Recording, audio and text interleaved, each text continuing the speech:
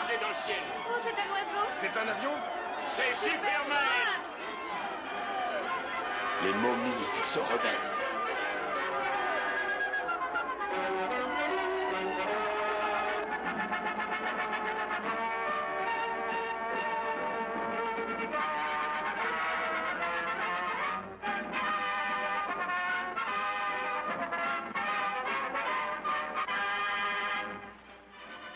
Plus rapide qu'une fusée, plus puissant qu'une locomotive, capable d'aller plus haut que n'importe quel avion, ce fabuleux étranger venu de la planète Krypton, l'homme de fer, Superman.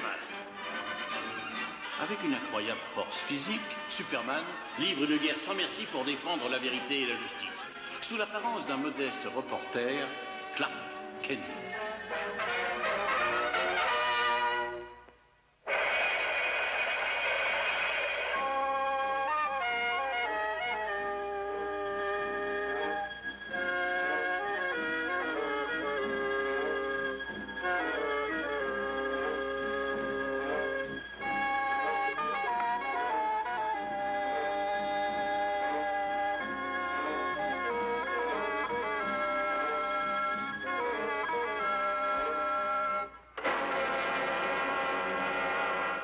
Docteur Jordan?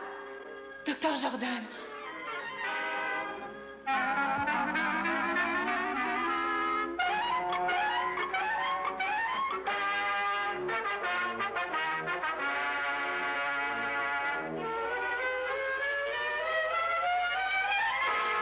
Vous niez toujours avoir tué le docteur Jordan? Vous avez admis que c'était bien vos empreintes. Oui, mais vous n'avez... Ce sera tout.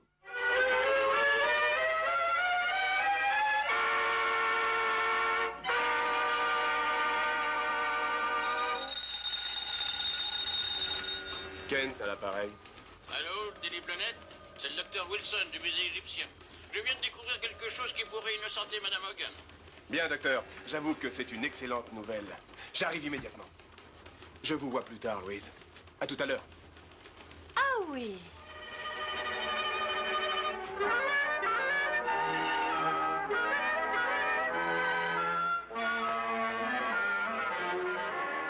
Le docteur Jordan était un des plus grands égyptologues de notre temps. La plupart de nos importations étaient sous sa responsabilité. Ainsi, la célèbre momie du pharaon Tosh. Parmi ses découvertes, j'ai trouvé cette ancienne tablette égyptienne.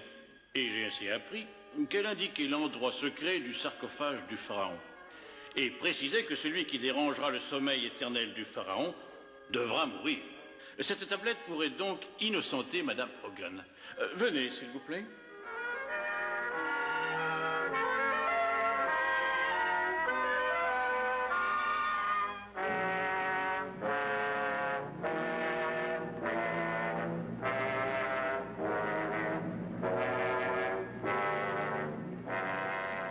Il y a environ 3000 ans, la vallée supérieure du Nil était gouvernée par un vieux pharaon.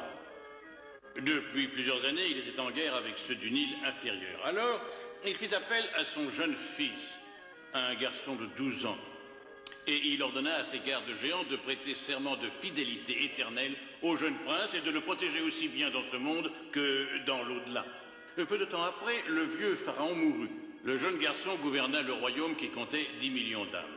Seulement, il n'était pas assez préparé pour une telle responsabilité.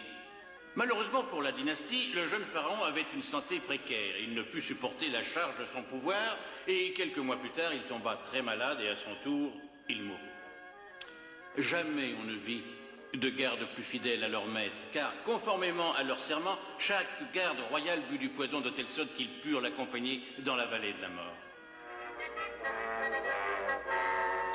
Nous sommes dans les catacombes où le docteur Jordan a reconstitué l'enterrement du jeune pharaon exactement à l'endroit où il l'avait découvert.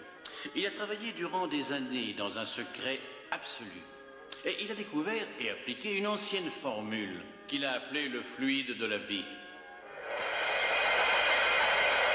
Juste avant de trouver la mort, le docteur Jordan avait inoculé le fameux fluide à chacun des gardes. Ils étaient supposés retourner à la vie. Mais d'une certaine façon, le test a échoué. Le docteur Jordan a été retrouvé ici dans la sépulture du pharaon. Vous connaissez la suite. Mais ce que vous ignorez de Monsieur Ken, et ce dont je suis pratiquement certain, c'est que le docteur Jordan a violé, sans le vouloir, l'Ancien Testament en violant le tombeau du pharaon Tush.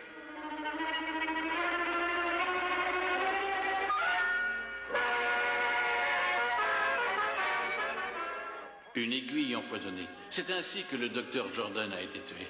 Et cela élimine la thèse de la culpabilité de Madame Hogan.